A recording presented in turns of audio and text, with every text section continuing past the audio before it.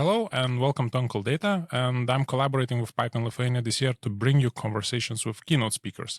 And today I'm joined by Stefanie Molin, and we're going to talk about, work in open source, journey as a speaker across the globe, and how she actually approaches teaching and documenting complex technical topics. So you might also know her book. When I mentioned Offer, she wrote a book, Hands-on Data Analysis of Pandas. Also, about the open source, she's one of the NumPy doc core developers, and she's going to share about one other project she's working on.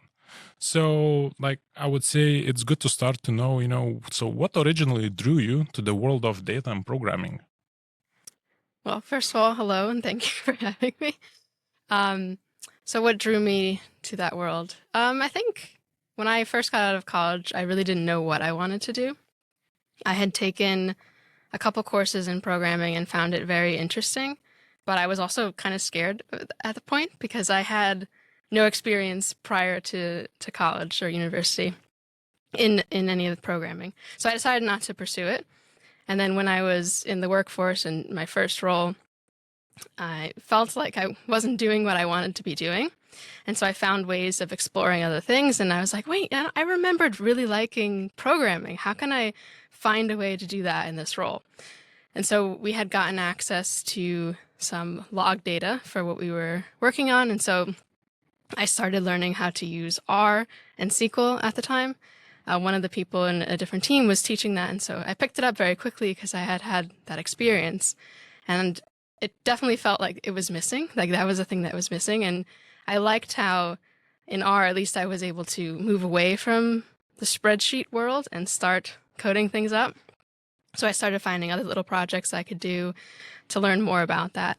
And at that point, I kind of thought, well, maybe I should have pursued that software engineering degree. And I just tried to think about how I could get myself to that point where I felt comfortable coding. And so it kind of felt like, to me, I used data, a career in data, as a way to transition into that because I was able to dip my toes in and start coding things up, but without being expected to build, systems and not having the experience to even get the job to do so. So I changed companies and I transitioned into a role that was more data focused. And I was, again, still writing R, but I was one of the probably one of the only people on the team at the time who was even coding at all to do their work. And so I was, finding little ways to automate things so that I could work on other projects. I got involved with a hackathon team and we built an alerting system. And then eventually I got onto a new team where I was able to focus more on other types of things that would help other teams, analysis-wise, tooling-wise. And at that point, a teammate of mine had suggested that I learned Python because I wanted to collect labeled data from people. And I was like, I can build a web app to do this. And at the time I was like, oh, I'm using R, so maybe I can use Shiny. And I looked at it and I was like, this looks terrifying. I don't know if I want to learn this and then have to fight to get someone to even set this up so it would actually have the infrastructure to run. So I was like, okay, Python's starting to sound very good. And I remember I had to have, I think dentist surgery, and I had to stay home for a few weeks. And I was like, well, this is a good time to learn how to use Python. And so I ended up building a simple Flask app where it was the front end and the back end and just, packaging that all together. And at that point I realized, oh, okay, Python's not that bad. And it's really nice how I can use, all these other things. I'm not just restricted to, just working with data. And at this point, fast forward years later after, transitioning into a Python role strictly, I could not write a single line of R, I don't think anymore. But I definitely fell in love with Python and all that I've been able to do with that. Oh, nice. So talking about R, my natural question, what did you find? Did you find it easy to transition from R to Python? Because I know that they have like similarities, like for example, I think data table is what's similar to pandas, syntax is a bit similar, but the arrows is like Always the what arrows. drives me crazy like there. But you don't need to use them. That's one thing I do remember. It's just you see it in everyone's code, so you kind of conform against your will. But we were forced in university to use those arrows for this. I'm like, no, I hate arrows now. No. I think that's a very interesting question, because for me, when I had started learning pandas, I think it was also part of some workflow. I was transitioning from R into Python. And I had heard people complain about pandas API, and I was like, I don't know, it didn't feel that weird. But now that I looked back and I've heard so many people complain about it from teaching it over the years, the complaints usually come from people who are developers first. And so I think that's why, because I first got into R and like working with, the data frame type thing, that it didn't really bother me as much. It was more of like creating like a dictionary between two languages in my head, and like, okay, what does this translate to? Now, there were things I severely missed from R, and it took a while to, like the piping that you do when you're working with the data frames, that that was hard to wrap my head around, why it wasn't quite as handy on the Python side. But yeah, I mean, it was interesting. Last year I did Pandas workshop at PyCon Portugal, and I had a bunch of other developers I knew in the room. I was getting heckled the whole time, basically. I mean, friendly, but it was funny because one of them, he kept saying like, oh, every time like I would introduce like the new API, I was like, but why is it like this? And that was kind of when it really clicked, like why people say that so much. And I had never really put much thought into why that was the case before. Because, like I said, I had a very different experience learning it. And it's interesting when you teach a topic like that, because you have two very different sets of people that are learning it, right? You have people who are data background, and maybe they're coming from R or some other statistical programming language. And to them, it's more about like, okay, how do we map the syntax over to Python? And then when you have people who are coming as developers, then they're the ones that are like, this syntax is like, why are we doing it like this? But I like to focus more on that group on like the actual how you conduct an analysis, because I have total confidence that someone who's a coder can learn the syntax, given enough time. And it's more about understanding why certain operations are what you would do at that point. Because a lot of times Pandas is someone who's just coding their first foray into data analysis. And so getting those concepts right, like why we do certain things, why we have to visualize, even though coding it up can be quite a pain to get the visuals. It's absolutely essential. And so helping people understand the why behind it is usually what I focus on for those cases. Okay, so for workshops, do you apply the same methodology when you're doing, let's say keynotes or talks in general, or it's only how you like aim or like approach the workshops? I mean, it definitely is. It's topic dependent for everything. I try to make the content as if I were learning something for the first time, what I would want to see it, how I would want to see it presented. I mean, I learned Pandas by reading a lot of, books, tutorials, and all that stuff. And when you do enough of that, you form very strong opinions of, ways that you don't like things presented and ways that you find helpful. For example, like going through documentation and seeing like random numbers being used. And that's partially why I focus on the why behind it, because, you could read, for example, the Pandas or NumPy, like the documentation, essentially like the virtual equivalent of cover to cover, and then not know why any of the multiple of those functionalities exist, because the example is so contrived that it doesn't make any sense.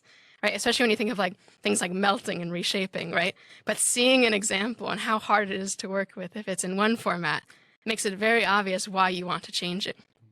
If it's random numbers and animals, that doesn't really like hit home why you're doing that. Oh, that's fun, because we recorded one episode with Brandon Rhodes, who's also giving a keynote, and he said exactly the same things. He was reading Panda's documentation. He's like doing examples, seeing like, oh, some random numbers, are presented, and then let's do variance on it. Oh, more random numbers. Like, why? I don't understand why you need it. And he basically, said exactly the same thing. If you know and understand the context, it's easier for you to grasp the technical details around it. Nice. And you can also search for it, right? Because you know what you're asking for. True. Though if you get another examples on Stack Overflow, right, with the random numbers, it's not that, I guess. But if you're basing your tutorials, workshops on the examples that actually make sense, if you can comprehend them, that's super easy for anyone to get into it. Okay, actually makes sense. So talking about the topics, right? So how do you come up with topics? Because you gave a lot of talks and keynotes all over the world. How do you figure out what to talk? I would say I pivot a lot based on what I'm hearing from people. So with the first it was a workshop. The first thing I ever did actually had come during COVID. I had published the first edition was out, I believe. The first edition was out. And I was asked by a conference who wanted to do a virtual one, can you put together a workshop on pandas? Because I had written a book on pandas. And at the time, I was absolutely terrified of public speaking, but I wanted to get over that fear. And I was like, virtual, great. People with their cameras off. This sounds perfect. And so I put together a workshop. So it's also interesting, when you put together such a big amount of content, but I guess it's a step down level-wise from creating an entire book, but a lot more work than doing a talk, right? So I did that first because I was asked to, right? And then after I made it through that first presentation, which was still terrifying, even though I could see nobody, just because that was, the first one. And then when I saw some nice comments in the forum at the end, I was like, okay, so I can do this. This wasn't as bad as I thought. I need to do it again to stop, start desensitizing and getting used to it. And then that conference, they had another event in London, and they're like, yeah, we'd love to have you again virtually. Actually, the first one was in London. I think the second one was San Francisco, but it was still virtual. They're like, yeah, you can do it, but it needs to be a new content. I was like, oh no, okay. And I was like, okay, so what can I do that's somewhat close to this and could be done in not having a 6-month lead time or something. So I decided to do a workshop on data visualization. So you can kind of see it as someone could do the pandas workshop and then, move on and do that one. So that felt like a natural next step. And so at that point I had 2 workshops and did I think one more virtual before doing a first in person. And so I had for a couple of conferences, done those 2. And then to go from being terrified to speak, even 5 minutes in front of someone to doing a 4-hour, or maybe it was even a 6-hour the first time I did it in person, I really had to psych myself up about it. But the more I did it, the more comfortable I got. And the more I was like, wow, I really feel like I'm making a difference in helping people learn. So I want to keep doing this. It's good for me. It's good for them. And I had used those 2 workshops for a while, and I felt like I wanted to try a talk, but I wasn't sure, what topic to do. And at some point, I think I was trying to get a visual for my pandas workshop. I had this idea. I don't know if you're familiar with the data source dozen. No. Nope. Do you know Anscombe's quartet? Nope. Oh, okay. So I have some articles for you.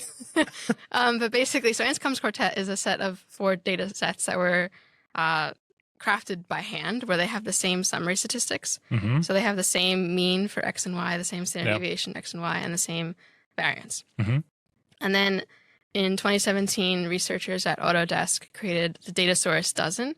So they apply that same principle, and they use simulated annealing to turn an image of a dinosaur into, I think, 12 different shapes. Okay. And then I had this idea of well, wouldn't it be cool if it was a different shape that turned into those things? And my initial idea was for my pandas workshop to show why you need to visualize your data. after spending, the bulk of it on the methods that pandas had for just showing you numbers, right? I decided, well, maybe I can take that research code and turn a panda into a dinosaur. And it was research code, and it was pretty much parked at that point. So I did find the code, and I spent, almost a day, I guess, just getting it to work with the example that they had. And then quickly realized that the panda was not going to turn into the dinosaur, but I could probably turn the panda into the other shapes. So I worked on reverse engineering that code and getting something to work. And once I had that, I was like, oh, this is really fun, but this could probably be a talk. And also, this feels like a great learning resource, because just seeing, a set of points that have that versus people making stuff on their own is much more impactful. So I set about turning that into a Python package. So it's called Datamorph. It's available on PyPI and Conda Forge. And that was very interesting because I had never published anything in the public, of PyPI. And so I had to learn a whole bunch about how to do that. How do you host your own documentation, like how to actually set up GitHub Actions for your own stuff. And you really get a tremendous appreciation for everything that open source maintainers do, especially ones who are maintaining the project on their own. It's an immense amount of work. I kind of had a fire lit under me because I wanted to talk about this on a podcast. This was in January, and I had the podcast things set for April. So I managed to get all of this done and completely refactor like research code, which was, filled with unused things, undocumented things. Like, what does this do? Let's change it. Oh, no, nothing. Okay, remove this. So then I was like, oh, this can definitely be a talk. Like, now that I have this whole experience documented, like what does it work well on? Where are the issues or spots for further improvement? How does it work? And so I have given that talk multiple times. I'm giving it again in Italy next month. And so then I had been doing that talk for a bit, and then I had started writing articles on pre-commit, which I had first learned about while doing my first ever open source development sprint at EuroPython in 2022. And I was working with the scikit-learn team, and this is going to transition into a lot of things we can talk about, but they wanted us to help them get their documentation working with NumPyDoc. And so we were just taking, as beginners or new to the code base, we were just taking individual, classes or modules and just making sure that the doc strings in each of those conformed to the NumPyDoc checks. They had written a script to run NumPyDoc over everything in there. And so there was one, I had gotten a couple of them merged, and all of a sudden I was having this issue where it was telling me that it wasn't correct. I wasn't passing the check. And I'm like, it's saying that it doesn't end in a period. I'm like, but it ends in a period. I called over one of the core developers. We stared at it. We couldn't figure out what was wrong. I undid all the changes and then manually did them again, and it magically worked. And I was like, oh, there must have been a trailing white space at the end. And the tool didn't tell us, and the editor wasn't showing it because I hadn't had that configured. And so I asked the developer that was trying to help me figure out what was going on. I'm like, how do you not have this happen? It's like, oh, install pre-commit. I was like, okay, I have to research this on my flight back. And so I did, and I was like, how did I not know about this before? We have to be using this. I set it up for my team at work. I set it up on my personal projects. And then I was thinking, why doesn't NumPyDoc have a hook?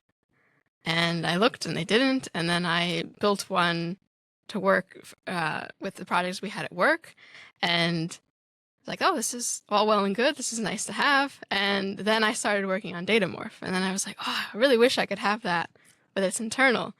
And so I went through the proper channels to get approval, and I approached the NumPyDoc team. Say, hey, would you guys be interested? And like, oh, that sounds amazing. Let's do it. And so I start working on it, and I was like, ooh, this is not going to work at all. And I felt like, ooh, and I really have to fix this quickly, because I said to them, oh, it'll be no problem. And then I realized it wouldn't work because the way I had built it made some assumptions that things were installed, all right? Because that was a dynamic code analysis, and you cannot require an installation of a package when you're going to run the pre-commit checks, because that's going to be so slow people are going to stop using it. So I did some research. How do other tools do this? Tools like Black, how are they able to run like this? And mind you, this wasn't just one weekend. I had to find an alternative solution and then get this working, because I needed to keep working on Datamorph. So that was when I learned about abstract syntax trees, and particularly the AST module, which is the subject of my keynote. And so I got something working with that. And I was like, oof, still in time for getting this done on the weekend. And I put in the PR, and it took a while to go back and forth, mainly because, there was no pre-commit hook for a reason, right? One was, it was a big change to work, statically. It was also that there was no one in the current core development team that was experienced with making a pre-commit hook or how you maintain that. And so we had to, and also it's like, when you're working on an open source project, not all of them are like super active and getting tons of activity. And so everyone's volunteering time, and it's, hard to, get things always moving super fast, which is totally fine. So eventually that did get merged. And yeah, so while I was doing all this, it felt like people need to know about pre-commit. It's not as hard to set these things up as you might think, and it has so many benefits. So I wrote articles. I was on a podcast or two. Maybe the articles were featured in a few spots. And I was like, this feels like this would be a good workshop too, because there's a lot of room for people to tinker on their own, and having a framework of someone guiding through, but letting people actually apply it to their own projects would be a fun thing. So I put together that workshop. And I'm very much about content reuse, because I spend so much time making things. And I find that, people consume content differently. What some people might want to see in a workshop, others would prefer to read in an article. So I try to give all of them different spins. So it's not like I'm just literally chopping up a workshop and turning it into an article. It is it'll be different examples, something that, the space you have in an article is very different than the space you have in a slide. That constricts how big is your code snippet, or what do you want to show in there. Yeah, and then for this keynote, we were kind of just, throwing ideas around, trying to figure out what would be good. And we were talking particularly about the NumPy doc hook and how that came to happen, and just how people may not be aware of the AST module, or when to use, or even how to use it. Or even what is it? Or even what is it, yeah.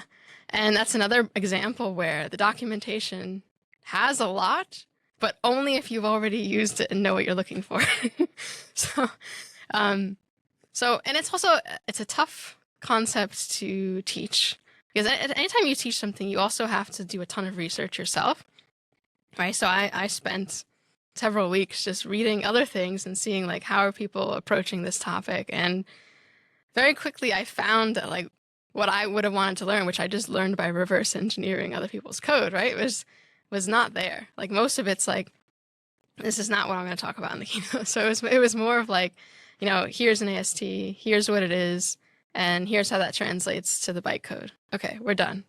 And that's not how most people who will be using it will be, interacting with it. It's very powerful if you know how to use it.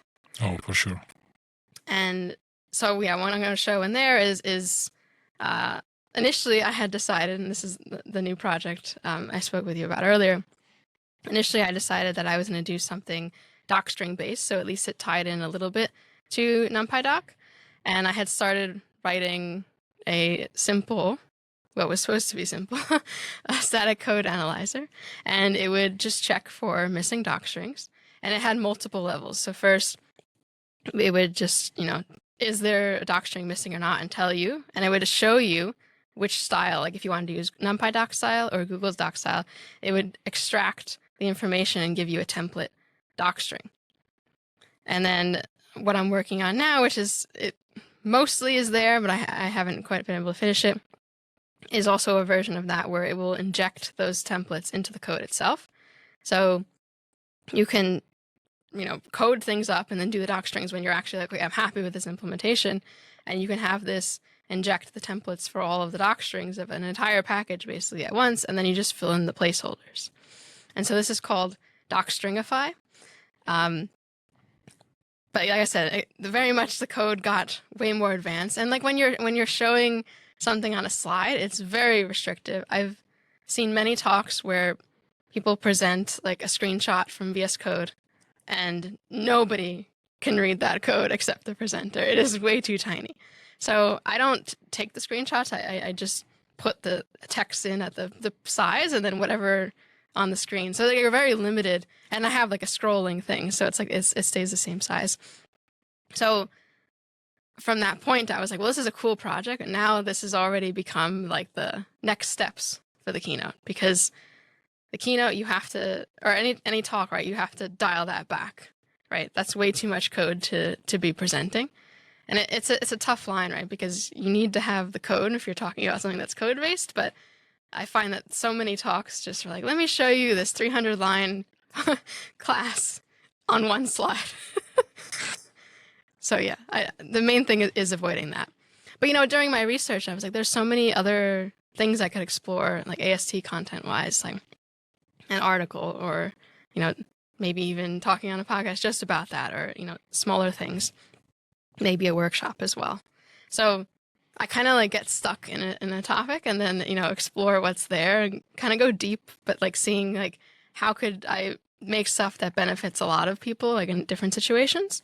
And then something will happen. I'll speak to somebody will ask a question, and I'll be like, oh, I haven't thought about, or like someone was just, I've always struggled with X. And I was like, oh, okay, so that could be a new topic. And then I can look at the topics that I've thought were interesting and see which one speaks to me in that moment. And then I'll be off into a new thing. So I feel like we're maybe nearing the end of the pre-commit phase, and then we'll go into a new one. I just loved your journey, like usual engineering problems. Oh, it's a quick 5-minute change 40 hours later or something else, right? When you're solving a problem, no, it's fine. I'll just quickly bash it over the weekend, and then suddenly, oh, I need to rewrite because it has to follow, follow these specific, constructs, that are there or they're checking for, and so on. Sounds like every engineer's life. And it's like, it's amazing, to hear that, based on this, change, you actually are now like NumPy core developer, right? Yeah, basically from the pre-commit hook. I mean, I did some other things after, like streamlining the CLIs because it worked, dynamic. So it had to work on installed things and import. And I didn't really want to like completely change what was already there. So I had to build something alongside. And then later on, we worked on meshing them more together. But it's really been rewarding just to see like the issues that come in, or even people complaining about things, right? Because it's like, wow, they're clearly like almost all of them are using what I built. And I'm like, wow, that is really impressive. Like considering that no one bothered to do that before, and then now it's there, and like most of the usage is people like, really wish it did this. But it gives you a different perspective. What I liked about being asked to join the team was that it was very clearly made that there's no time expectations. It's very much like you do what you can. And so a lot of times when I see these issues come in, I was like, oh, people really do just love to complain. And no one's like, very few. There are a few exceptions, but most people, it'd be great if it did this. In my head, I'm when I read this, I'm like, yeah, fantastic. I look forward to seeing your PR. But I guess that's a regular human nature, right? It's easier, to ask for someone to do these things instead of, like rolling up your sleeves and do it yourself. I guess it's, like one of the reasons why open source is becoming like the major force in all of the areas, right? Because people are actually seeing, opportunities like you did, right? Oh, and I might be able to do this, and you go on, you do a pull request, you go over the full flow of actually, how to contribute. Then you see your PR accepted, and like, damn, it's such a nice feeling. You get that boost of dopamine, and then maybe I can do one more. Then you open the issues. Like, oh, this one's similar. Oh, this one I could do. Like also in 5 minutes. And that's, I guess, where the joy of contributing to open source. And actually, like you mentioned, the issues and like that, like, but issues from the other side, right? That, like you mentioned, that people are using what you did, it's the rewarding part. So I guess, one of the best things, like with everything, if it's used and created by you, it gives you great joy. One question, since, NumPy doc, and the doc stringify. So is there a link in your, like, what do you think about, is there a link between good documentation and the tool adoption? Because, if you provide a template, you already put out, like the boilerplate for the user. So what's your take on this? Yeah, so I definitely think that having good documentation shows that you as the creator or developer of the tool care about the tool, but also about the users of the tool. You want people to have a good experience. So I think there's two groups of people that use tools, right? One group is they use it because they have to, right? Not because, like, if there were anything else that had any better experience, they would probably instantly leave it behind, right? And then there are the people who really want to use said tool, and even if the documentation is bad, they will try to reverse engineer or decipher. And that could also be because there's switching costs, like they have to use that. But and so I think you want to create, as a creator of a project, you want that experience to be good. You want people to, most projects that anyone creates are not going to immediately be something that everyone is using. So you need to have the good documentation to entice people to want to use it. But if you're just building something from the ground up, which is also funny, right? So docstringify right now, as it stands, it's not public yet, but it's published. I don't have the doc strings done because my plan is to use docstringify on itself and make all the doc strings. Because I keep changing it. Every time I sit down, I entirely rewrite parts of how it works. So I haven't been able to nail that down. I did do the README, so there is at least something there. I don't expect people to use it. I wouldn't use it if there's not a good example. There were a couple things I was trying to figure out for my keynote. Like I wanted to have a way of visualizing ASTs, and I did not find anything that either had code that I could at least see what it was doing or actually explained what it was doing. And so I was like, oh, great, I have to make my own now. So this is going to take more time. So maybe at some point I will clean that up and publish that as well. But yeah, you definitely need to have the good documentation. But I think it's also a good opportunity if people want to get started contributing to a project, right? If you're already in the group where you're willing to reverse engineer, you care about the project, you want to use it, then as an outsider who's not on the development team, you can prioritize that documentation. That could be something that you definitely want done. It could be, maybe there was a functionality that you've figured out you needed to use, but there was no examples in the documentation, and you had to sit there and figure out how to do it. And then you can contribute that as, a PR back to that project. And now you're making the project better. You're making it so that the next person who realizes that they have to use that function now has that documentation. And, over time, the culture around the documentation in that project improves and people, see it better. I know the Pandas documentation is notorious for being complained about for that reason, right? For what we talked about earlier, those examples not being very helpful. And in general, it's a struggle for a lot of data libraries because showing even data that makes sense in like a tiny snippet, you have two rows, a few columns. You can't really put something of substance.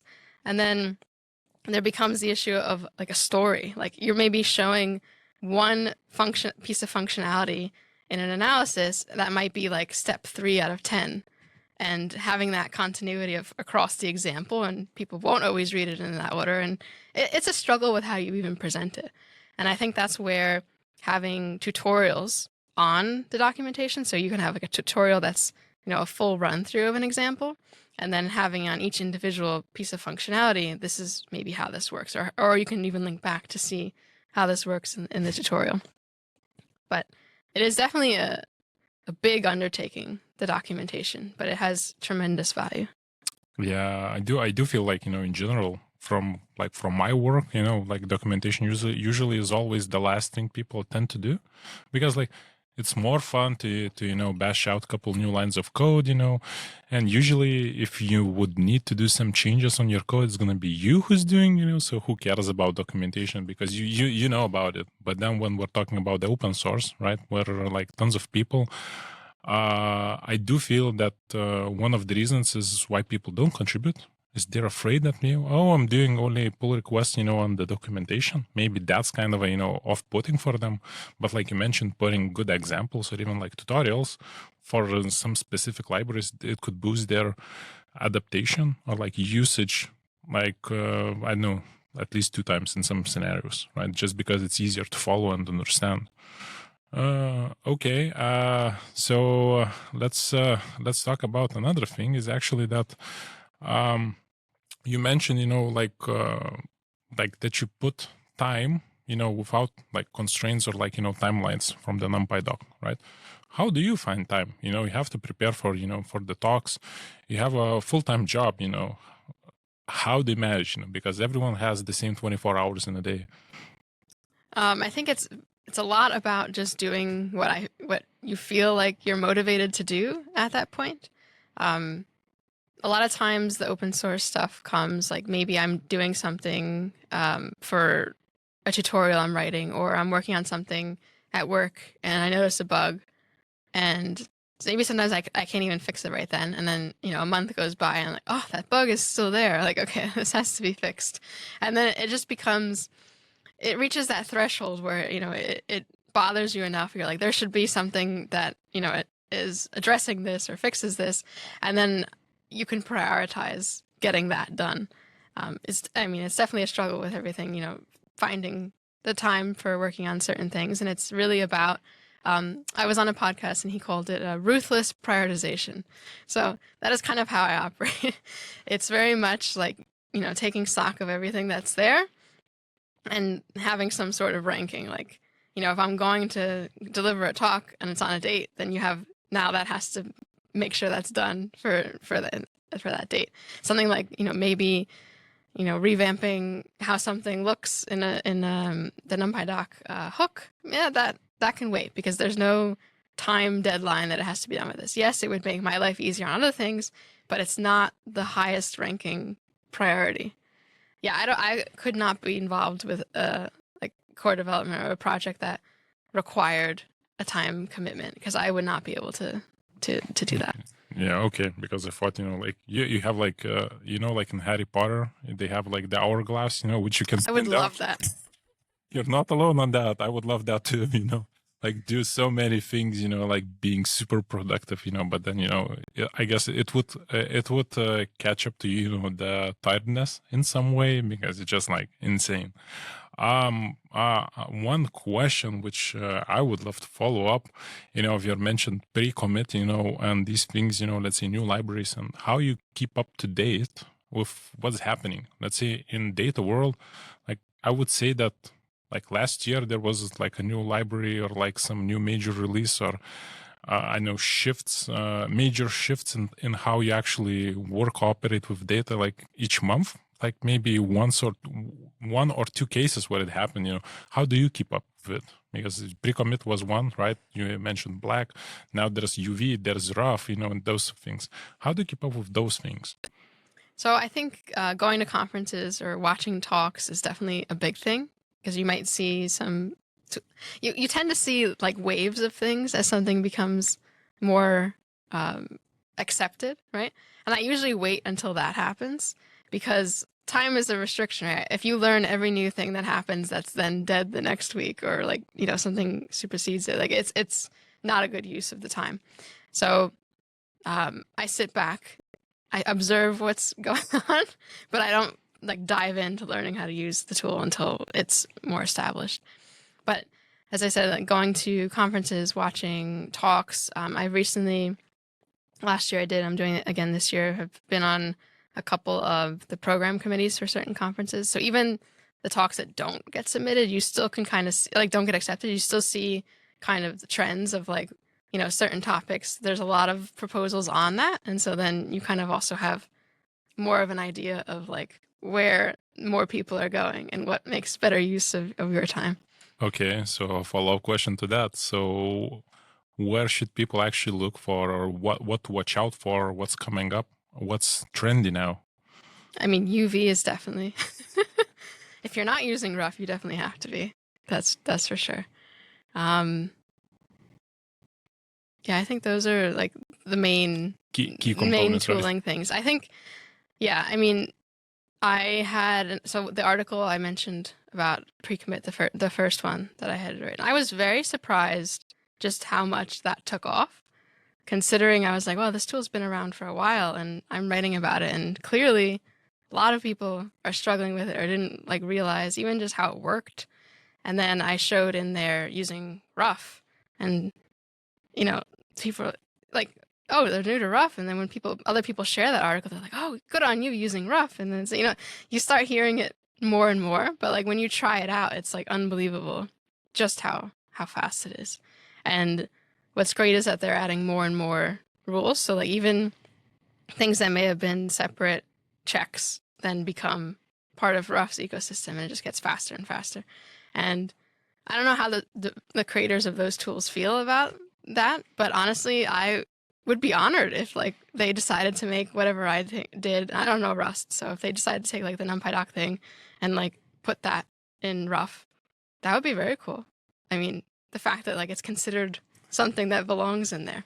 But even there, like, it's still changing quite a bit, because it is still, they consider, I guess, more still on the new side. Like I remember I listened to an interview with Charlie Marsh on Real Python podcast, I think, kind of talking about the direction, and they were specifically talking about the rules, so their letter codes. And he was, and it's tough because you really have to look at the documentation to figure out, oh, what's good. And what's nice is that because it's so fast, it doesn't really hurt you to add extra rules because you don't really notice anything at that level. And he was talking about wanting to reorganize how that's done, and to have more of like just a group that you enable formatting and a group that you enable, like typing. That's also something I'm very excited for. He talked about them doing, static typing checks. So not having MyPy, for example, would be amazing, and that would like running instantly. That is huge.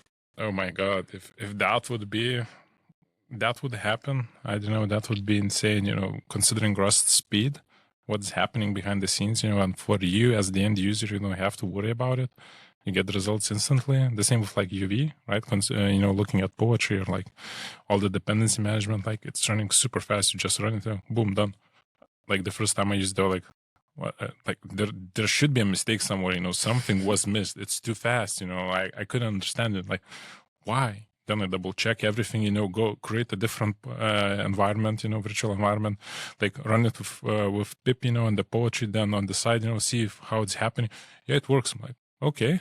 That's something new. I have to enforce it like everywhere, because like it's now a new norm. And MyPy, I guess, if that would happen, it would make so many developers' life easier, I guess, just because of the speed. You just don't care about it. It works behind the scenes, so that's super nice. Okay, so moving from the NumPy, and the pre-commit, so more of a docstringify.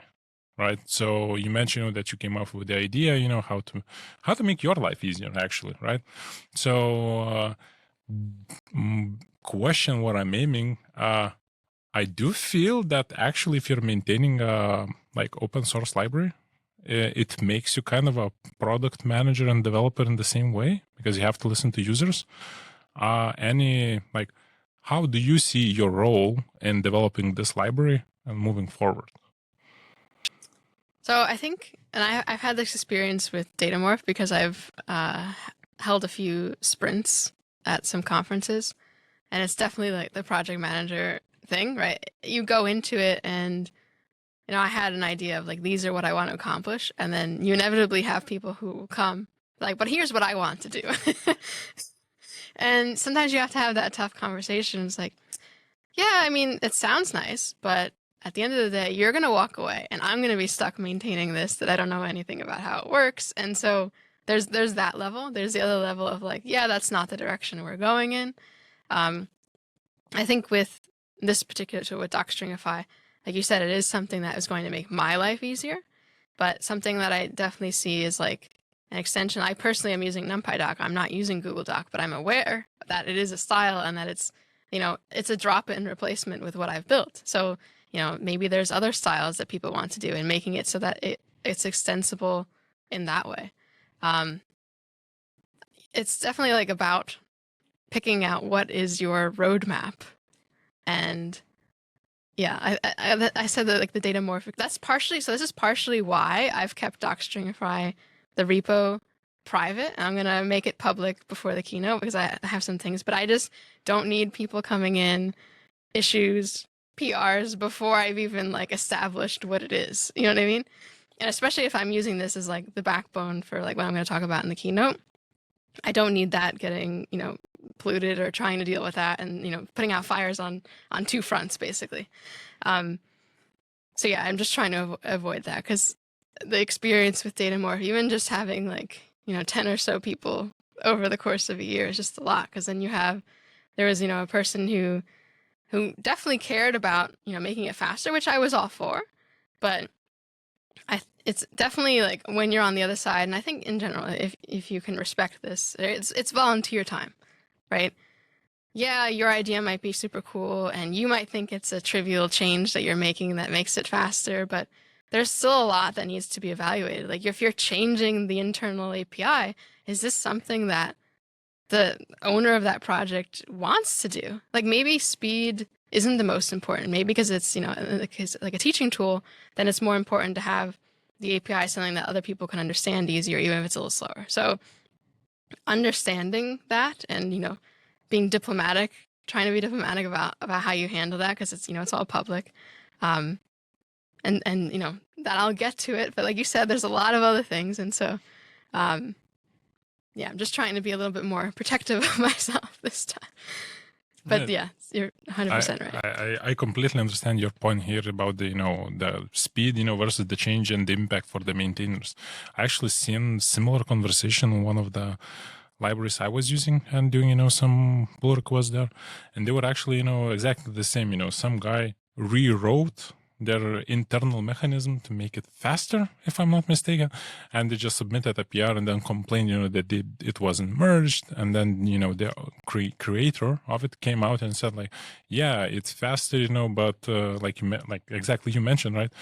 Like it's completely different idea from what we started, and for us to actually keep it back and maintain it, it's gonna be a tough time, and we have to then like make it backwards compatible in some situations, right? If it's a like major change that actually has breaks, you have to properly version it, then inform users, like if you want to upgrade to this version, you have to do this and that, and actually like seeing this like bunch of text politically navigating, like in the Slack chat, why you're doing this, why you're not accepting this. I was like, okay, so the tons of politics here as well, and you actually, like, yeah, it makes everyone's life easier, but it creates hurdles for everyone else. Like, it doesn't make sense. Like, you're just like you mentioned, you're the only one, in the end, who has to like live with that change, right? If you're not comfortable, it's better to say no and put it on a back burner, maybe to get it to some point and so on. So actually, it makes sense. And I think that's also so important. Like, because we talked a little bit about contributing to open source, that you as the contributor, just ask if that's something of interest before you spend the time. And then you don't even have to worry about, biting your tongue and not complaining, right? Because they'll tell you right then, like, I've had people in the sprint just like not talk to me and then send me something. Yeah, I'm sorry, I don't want this. So like, I wish we had this conversation, 5 hours ago when I could have told you. So communication is wanted to say exactly right. If you don't communicate well, like in work, like it won't work out, right? Like the same thing, you're gonna go and do a feature that's low priority, you're gonna get scolded because you basically missed some deadline on a more important one, or like basically where users complain more about it. So it actually makes sense. You mentioned also like talking in sprints, right? And in general in community, asking first. Any other tips for people who actually think about contributing to open source other than that? So I would say even backing up before the asking first, take a look at what the issues are, like what's already being reported, because you will find tons of things, because resources are limited, that people have requested or even maintainers have put in as, hey, this is an issue we know about, but it's just not top priority and we're not going to be able to fix it right now. And that can sit there for a long time. And you already know that they're interested. You just double check that it's still in scope, but you're much more likely to get someone or get interest from the maintainers for something that has already been in there versus you coming along and here's my idea for something that's going to make this amazing, and then trying to push that upon people. Like I had mentioned, right, with the pre-commit hook for NumPy doc, I didn't just send them the PR, right? I asked them like, hey, is this something you'd be interested in? And if not, then you can always fork and make your own and do whatever you need. After all, like if you wanted to make that, it's probably because you had a use case for it, right? And that's also like when you get issues for something that you've made, again, you have to evaluate like, yes, this might be really good and I'd be interested in this, but as the maintainer, like I don't have the time for this. And if you want to do this, great. Like that, you can prioritize that on your end and you get it done. And then there's just a matter of reviewing. But if you don't have that buy-in first, that's going to be very tricky to sell that. And I think if you have opportunity to participate in sprints, that is a very big one because you get exposure to a lot of different projects that you might not have thought about. And that's actually, depending on if they're willing to support beginners, that's a good opportunity to learn about the project and get your feet wet. And then the last thing I would say, like a very easy one, would be documentation wise. There's probably some area of some tool that you're using that you've never explored before, and you could dig into how that works. And maybe the documentation isn't great. Maybe they're missing an example, or maybe you would have explained it differently, or maybe you put together an example while you're testing it, and that can actually be like a mini tutorial that they might be interested in. There's a lot of room for contributing that's more on the education side, like even just teaching people how to use the tool is a way to give back, building the community. Talking about teaching then, any tips on how to actually, you mentioned one, examples, that can actually like be a part of the flow or like, meaningful data that would be used and whatnot. Any tips on anyone who would like more tips, I guess, apart from these, if you see any fit for who's willing to put out some tutorial or something like that? I think definitely grounding what you're teaching in realistic examples is very, very important. There's always going to be a disconnect, especially when you make anything like that's outside of your workplace or whatever, that you have to have some level of like, this is data or whatever that we all understand. But you have to, I think as close as you can get to something that's realistic is the better that's going to come off. You will have to make simplifications and like, assumptions. And as long as you state that, that's okay. But, trying to use the toy data sets that you see everywhere, like, oh, I don't know, personally, if I see a data set, a tutorial, I'm like, oh, they're using Iris again, next. I don't want to use this. Like, it just becomes boring. Like, clearly you're looking for another take at it. And then yet again, the same example where you know how the story ends. They use this model and it works perfectly. Yeah, that's not real, right? So that's personally why I do, like, from what would I have liked to see? Like, what are the things that bother you? And I'm very positive that for most people, they would have some idea for what they would like to see. And it's probably not something that is already out there. And that's what's great. Like everyone can have their own take. People can shop around, try to figure out what form of presenting that idea works best for them. So loving your take on if it's Iris, yeah, next. I have Iris, Titanic, and currently Yellow Taxi data also comes to that list as well because it's so widely used. Like even myself, while it wasn't used that much, like I was using that one as an example for each and every example. I didn't like, no, I have to think of something else. I have to scrape the data from somewhere or get some other data set because it's already, like at the top of my throat, it's already, like, no, never again. Let's skip this. Okay, good. So I think I've covered most of the questions that I actually wanted to ask you. It was super nice to actually have you here, talk to me about, open source NumPy doc stringify, and what to expect for your keynote at the data day at PyCon Lithuania. Yeah, so thank you for this opportunity actually to speak to you. And thank you so much for having me. It's been a pleasure.